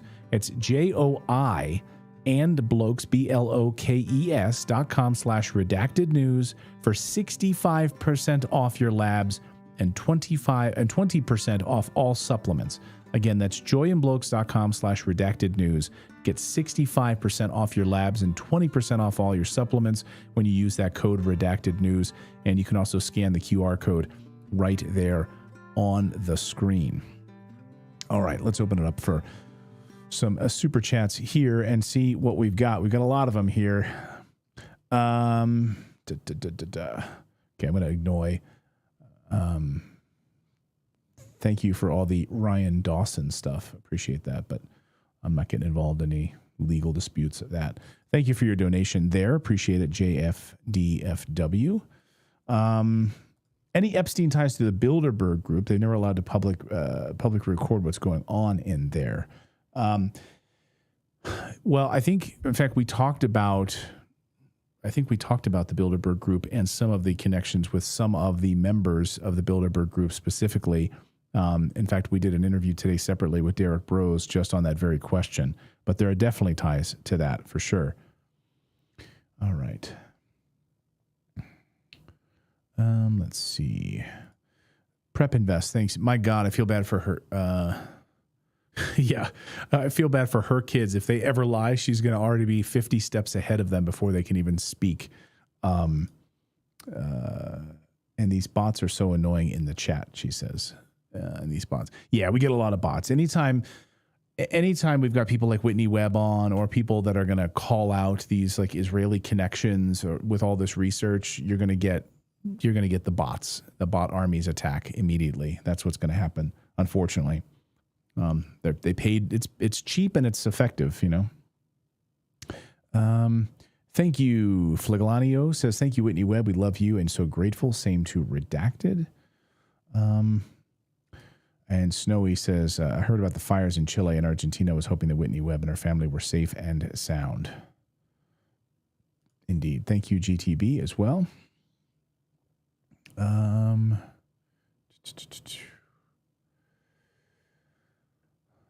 Let's see here. You guys have any questions, thoughts? Philip, David, Grim. Christy says, I missed the first 30 minutes. Is Whitney back in the States? No, she's in Chile. She lives in Chile.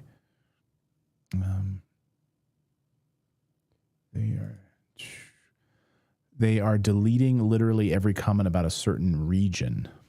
Is that what happens? Do those get like deleted?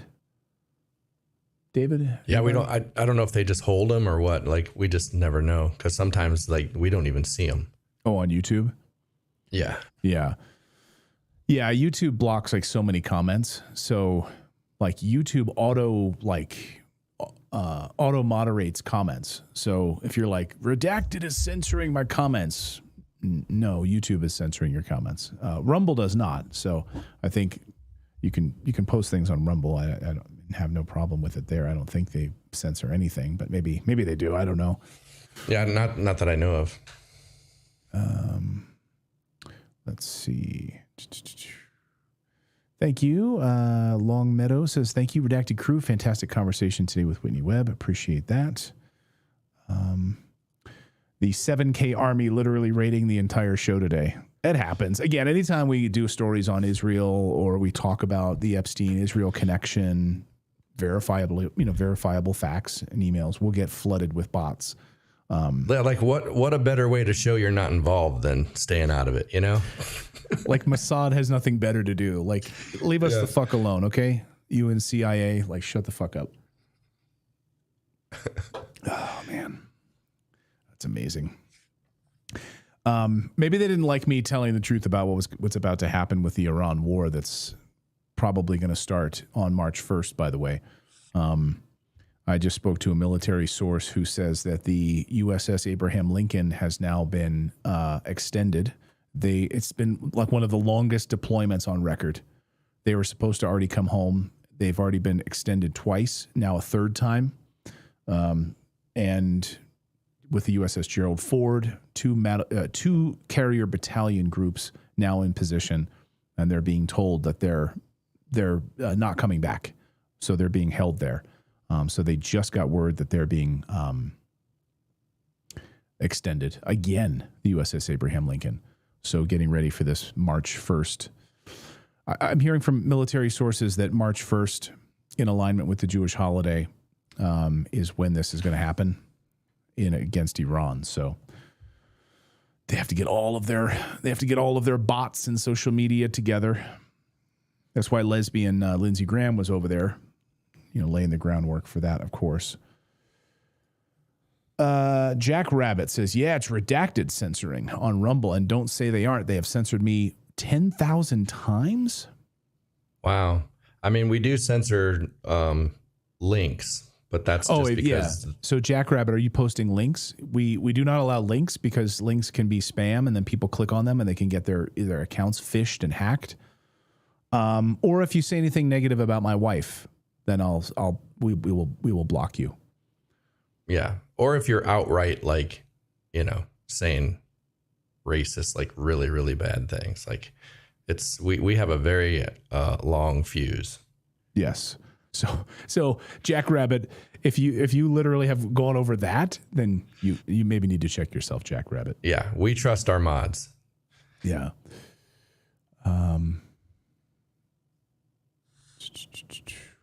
Portuguese news says it's this weekend, the attack on Iran. No, the Portuguese news. I lived in Portugal for 5 years, and the Portuguese news is basically state media. So it could be, it could be like a distraction from what's really about to happen, which is like next weekend.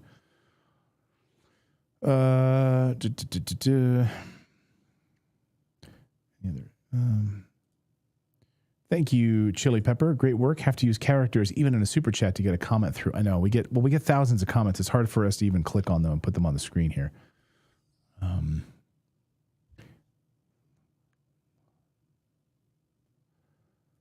Okay, Chris Carpeo.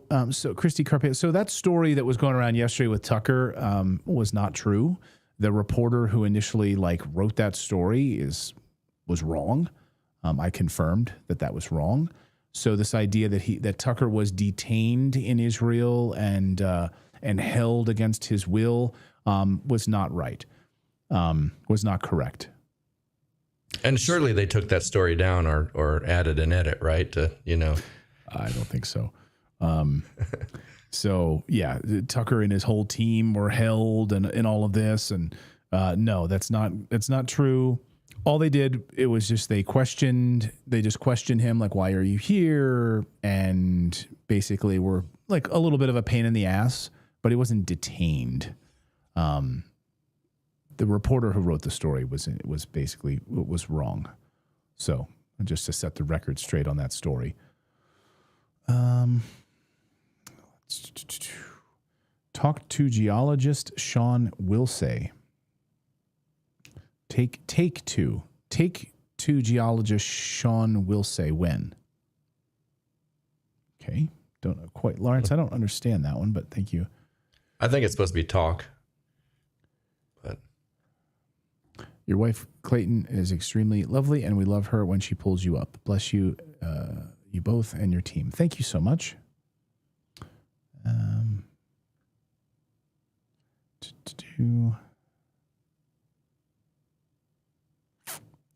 I know people get threatened by smart women sometimes.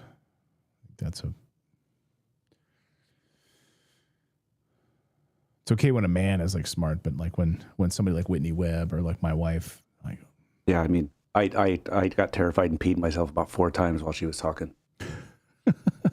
What specifically stood out to you, Whitney's comments? No, like, she's just so freaking sharp, man. Like I always appreciate any guest we have on that can just like the amount of connections they have in their head, and it's just like they can just run down it just like rapid fire. Yeah, I just always like, I'm always impressed by the guests that can do that. It's a good thing you wear Depends, Philip. Well, not always. It just, depends.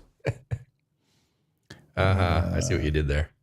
Someone asked, has Tucker commented on that story? No, he commented to me personally, but I will not tell tales out of school, like beyond what I just said. I won't share personal conversations about what happened, but I don't believe he's commented on it. I think one thing to know about Tucker, like, he is not a fan of stories about him. Like he does not want, like, the story was about he's interviewing somebody in Israel, right? Like, that's the story, not like what happened to me, like me. He doesn't talk about stuff like that. Really ever, unless he's like questioned about it or someone interviews him and asks him about it. So he's not going to come out and he's not going to, talk about it. Yeah, the Tucker story was on RT briefly and then it disappeared. Yeah, because again, the story was fake. So whoever initially wrote that story was wrong. Someone says Tucker's not going to talk about it because he's controlled opposition. Okay. That's my favorite. Controlled opposition. Okay. Controlled by who? Oh, that's hilarious. Sharp as a blade, that Whitney went. Whitney has insane memory bank. Yes, she does. Yeah. Her knowledge is insane. Smart women and artful women both exist in this world. That's right. Indeed. We'll take a few more of your super chats here if you get them in here in a second. I'm going to tell you about our friends over at Connect Invest, though, real quick. Is your money actually working for you, or is it sitting there doing absolutely nothing? Because if you've been parking cash in a savings account or a CD hoping that it's going to grow now that the US dollar is being devalued, you already know the truth. It's not going to move the needle at all. And if you try to ride out the stock market, you're basically strapping your future to a roller coaster. There is a smarter option, and it's one that thousands of everyday investors are already using to grow their wealth without volatility, without complicated real estate deals, and without needing a ton of money to start. It's called Connect Invest. And the way to sign up, all you need to do, you can start with as little as $500 in your account. Just go to connectinvest.com, just go to redacted.inc/invest right now. That's redacted.inc/invest. We've got a special landing page right there. And if you sign up today, you'll get a $50 bonus in your account. So let me explain how this works. With Connect Invest, you can invest in real estate backed notes. Now, all of my children, we all have accounts set up for my children in their IRAs. You can do it in your IRA as well, in a self-directed IRA. So every one of my children, including myself and my wife, we all use this. And what it'll do is you can earn fixed, predictable income up to 9% annually. 9% returns. Yes. And you can start with as little as $500 in your account. So again, my kids have some IRA money. Each of their IRAs are different. And we have them invested using Connect Invest to earn up to 9% annual returns. Now, the best part is it's real estate short notes, and you can pick the length of the short note. So you want to do just like 6 months.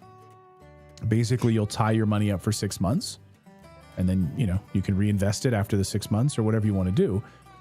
12 months or 24 months. So 6, 12, and 24 months with 9% returns. So like if you've got some money sitting in one of those crappy savings accounts with your bank and it's like earning 0.001% or something ridiculous, again, you can open up an account with as little as $500. Just test it. Like you're like, I don't know if I'd trust Clayton in this. Well, then test it. Test it with $500 and see what your returns are after 6 months. I'm telling you, everyone on my team, everyone on our Redacted Invest team is an investor, and in my entire family. So I wouldn't put my kids through it if I didn't believe in it. Redacted.inc/invest. You can start investing in real estate short notes. This is projects like residential real estate projects, commercial real estate projects. This is a real fund, okay? And it's something I've been doing for years. So great returns, 9% returns. Start today. Redacted.inc/invest. Give it a try. And when you sign up using that link, you get $50 in your account as a bonus. So give it a shot today. I know you will thank me later. Trust me. It's really, really good. Let's see. All right. Let's see. Zach, here's a super chat. Thank you, Zach. Rose says you should look into the connection between sulfuric acid found in Steve Bannon's hot tub in 2017 and the sulfuric acid ordered by Epstein after his indictment. What? I've not heard that story. Steve Bannon's hot tub. Can you imagine how disgusting that would be?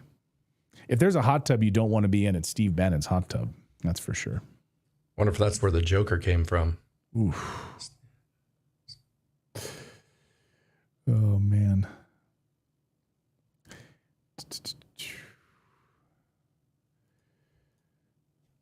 I miss those old redacted 20-minute openings with those very Whitney Webb-like, filled with facts that many people still don't know. Yeah, we had to update it because we had that our normal show open. Like if you watch us live, we have a show open so people can kind of gather up in the chat room and everything like that. And the old one we had for years, you know, and it was time to do a refresher and add new ones. And we're going to be updating it from time to time. Grim, who does it, is going to be updating it with new stuff in there, new blood, to kind of keep it fresh for people. So I like the new one a lot, though. Money. Craig says, money. Tucker is controlled by money. It's easy to prove. You can pull up videos where he said the exact opposite. Okay.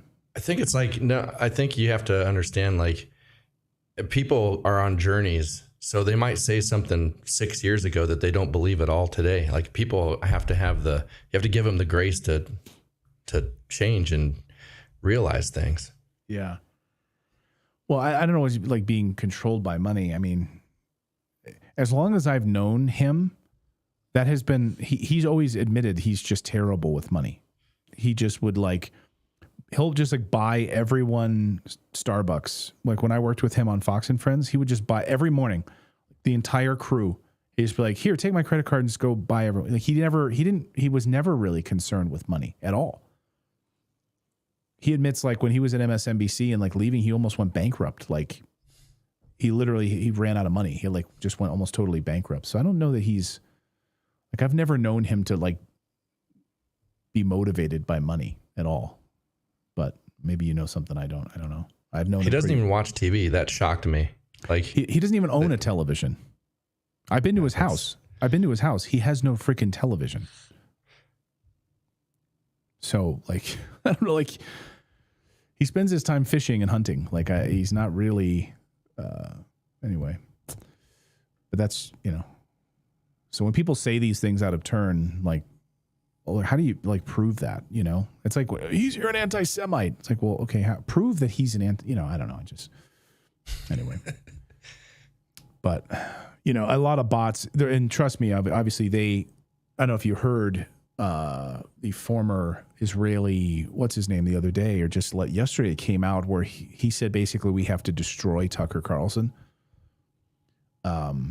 That young people under 30 are really influenced by Tucker Carlson, and we have to basically destroy him. That's from the mouth of an Israeli official.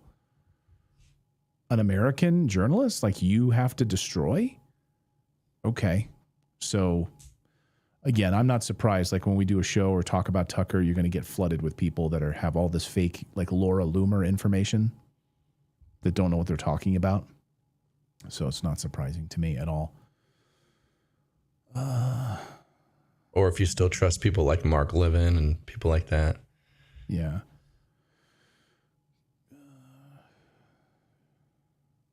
I mean, you have to understand Tucker is a Christian, like a devout Christian, not a Christian Zionist, not like one of those like fake Christians who believes in like a Schofield Bible. Like he's a real Christian.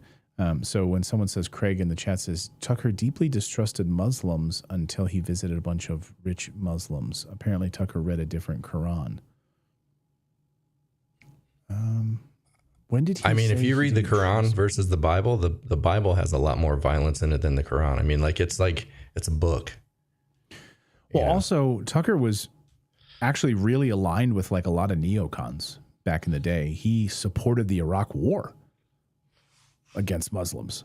Like he was a full-on like neocon, writing articles about it, really supportive of it. And then he went to Iraq and saw death and destruction and completely changed his tune on it. And he openly admits one of his greatest mistakes in life was supporting the Iraq War and supporting like the assassination and killing of millions of Muslims. So people can change. Like I'm not speaking for him. You know, he can do interviews and talk about his own beliefs, but I don't know. He just did a whole speech yesterday. He just did a whole video yesterday on Christians, and he the whole first like 10 minutes of the video was all about how as Christians we're called upon to never hate anyone, regardless of race, creed, anything, Jews, Muslims. So he spent like the first 10 minutes like talking about how we should be called upon to never hate anybody. So I don't know. It was an interesting interview last night that he did. And then he also just did that interview with Huckabee. So we will see. I can't wait for that. Oh, I can't. I hope it's Ted Cruz-esque. Oh man. The thing is though, I mean, I've known Huckabee for years. I've interviewed him hundreds of times. And he's an incredibly gracious person, you know, incredibly kind. He's always believed, though, like, I don't know, he has this weird, like, Christian Zionist approach to life where even when he was going to Israel, he would come back from Israel when I was interviewing, he brought me a yarmulke as a gift. He brought me cufflinks from Israel. Like, okay, thank you. I never wore the yarmulke. I mean, I don't, you know, but, like, this is, like, not a new position for him, you know. Under the Trump administration, this ambassador, like he really believed in this like Christian Zionist, like Schofield Bible, you know, God's chosen people storyline, this like fake storyline. So anyway, it's going to be an interesting theological discussion, you know? All right. I think, yeah, any other Fox fired who? Secure signal. Fox fired Tucker. Yeah.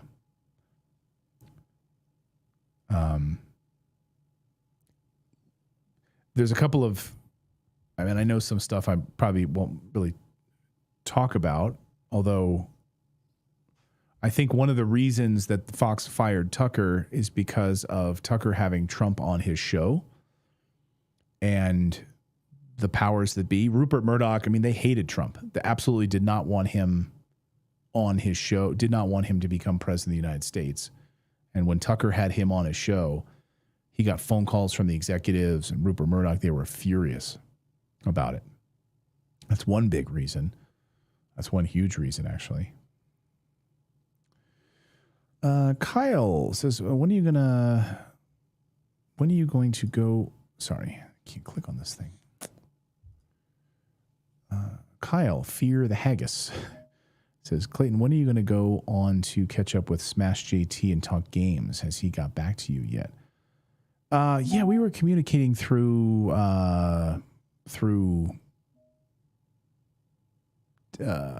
DMs a while ago, and that kind of just fell through. I don't know why. We just didn't catch up further, but I would love to. I'd be thrilled to talk games with him for sure. What is going on? I don't know that.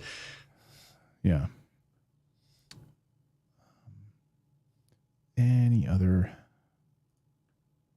Voice is not recognized. Yeah, that's right.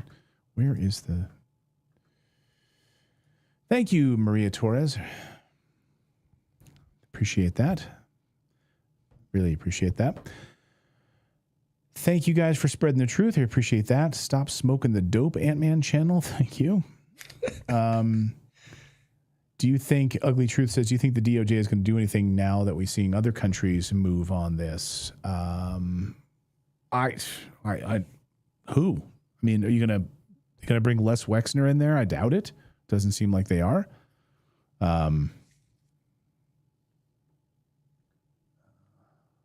Doesn't seem like they're going to, for whatever reason. And any of these people, I don't think they're going to see any prosecutions. I mean, I doubt it, unfortunately.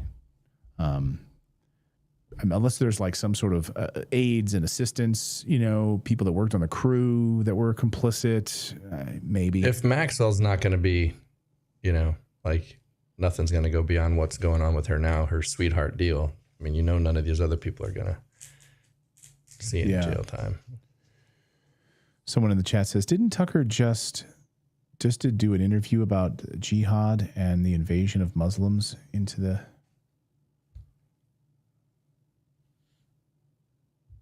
Man, these things fly by so fast. I can't get them. I missed it. Maybe. I missed that interview about the invasion of Muslims in the United States. Old-fashioned by choice says, Clayton, look up what Mormons believe about them being Israelites. That's what Glenn Beck has been taught. He's a Mormon. Have John Delian on Mormon Stories on the show. Interesting. Mormon, he seems more like a Zionist. Are Mormons Zionists? I mean, I don't know. I don't know. I mean, Mormons are born out of what, what's his name? Joseph Smith finding the whole tiles and a hat fake story out of Albany, New York, or whatever. He found like gold plates in a hat up in the mountains, and then when he was asked to like produce them, he's like, no. But like people are like, what are the tile? Like, what do the gold plates say? And he's like, it says I can have as many women as I want. People are like, oh, okay. So now you have the break off, of course, of the fundamentalists and the LDS, and all of that. So yeah, it's very interesting. But I love new religions that are just like created like a few hundred years ago. Just like I just found something in the hills, and then like the Schofield Bible written like in the early 1900s. I was literally talking to a Christian today, and he said, I grew up in a family that was like believed that like, we had to do everything we could to support Israel. And he's like, thank God I broke free of that once I started educating myself on it. He's like, it was a revelation. I was like, yeah, so you guys grew up kind of on the Schofield Bible. He's like, oh yeah. And then once you realize that Schofield was a total con artist, he was saying, and I was like, wow, not everyone breaks free of that. Like, go to Texas, like everyone believes in the Schofield Bible, like this like con artist, womanizing freak in the early 1900s, and like funded by Zionists before Israel was even created. Like, it was brilliant propaganda, but people are such sheep, they'll fall for this bullshit. It's amazing. Well, and think about L. Ron Hubbard and Scientology. That's another one. Like, oh, that's another one. Yeah, man, that's crazy. Oh man, the golden plates. That's right, Jason. Jason says, I missed it. Ant-Man channels. Clayton, get Tucker on, ask him if he's circled the black cube in Mecca. Don't forget what they did to Haiti. Mormons own all of Las Vegas now, not the Italian mob. Do they? That's weird because like Mormons don't believe in drinking like caffeine, alcohol. Like they own Sin City. I would assume gambling's probably on that list somewhere. Yeah. I think so too. But it's funny. It was years ago. I had a coworker, a bunch of coworkers, and I all went out for coffee. And like the server was like, asked one of the Mormon kids, is like, do you want some coffee? And she just runs off this list. I can't have caffeine. I can't have blah blah blah. Just starts listing all these things off. And I just look at her, I was like, is that no or what? Like you can just say no, thank you. Even. Yeah, we don't need to go into your whole doctrine. And don't like what's the whole thing with the underwear too? Like I love that. That's the white T-shirt. Yeah. I'm always fascinated about the religions that like do all these random things to get around like their doctrine. Like, isn't like Orthodox Jews, they can't, they're not allowed to turn on lights, right? On the weekends or something. I know there's something about they're not allowed to leave their homes, so they tie ropes to each other's homes and hold the rope as they're walking to another home. So that's technically like, you know what? We'll show you, God. Yeah. We got you, God. I'm going to tie a rope to my front door. I'm going to tie it to the door of the other house. And then after sunset or whatever, then I can hold the rope and I'm still technically in my house. Okay. I love this. I love that kind of stuff. It's my favorite. Or the, like you're not allowed to turn on lights. So they have like special lights that like are like you pull, like you like lift up the top of it, but you're not turning it on. You're just like basically covering it up. So it's like you would do, like a server would bring like a food plate out with like a hot, here you go. Here's your creme brulee, So we leave the light on. We just cover it up. Oh, so you're not technically turning it on. We got you, God. We tricked you again. It's so funny. Oh God. I love religion. So great. Someone says we have a typo in our title. Do we? Prince Andrew arrested. Israel controlled Epstein security.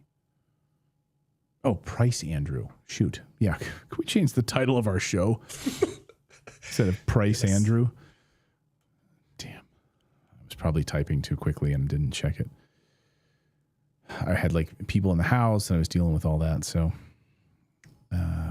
sorry about that. Grim, can you handle, I'll do YouTube, Grim, if you can handle. I'm on YouTube right now. Rumble. Oh, okay. It's fixed. Okay. Thank you. I don't know what they're talking about. It says Prince Andrew right there. Yeah. How did you guys get that wrong? All right, everyone, I got to run. I got to make some dinner for the kiddos, and it's going to be a busy Thursday night. So thank you guys so much for joining us. Really appreciate it.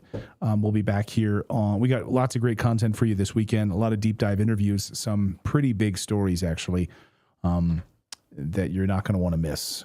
I think one of them is going to be a very big deal at the Pentagon, let me just say. And it's going to be a pretty shocking story. We're going to release that story. We're just waiting on word from our source on that before we can release that interview, but I think it will be pretty eye-opening. So thank you guys for subscribing to the channel. Turn on the little bell notification so you'd be notified when we release that video and that interview. And have a great weekend, everyone. We'll see you back here Monday.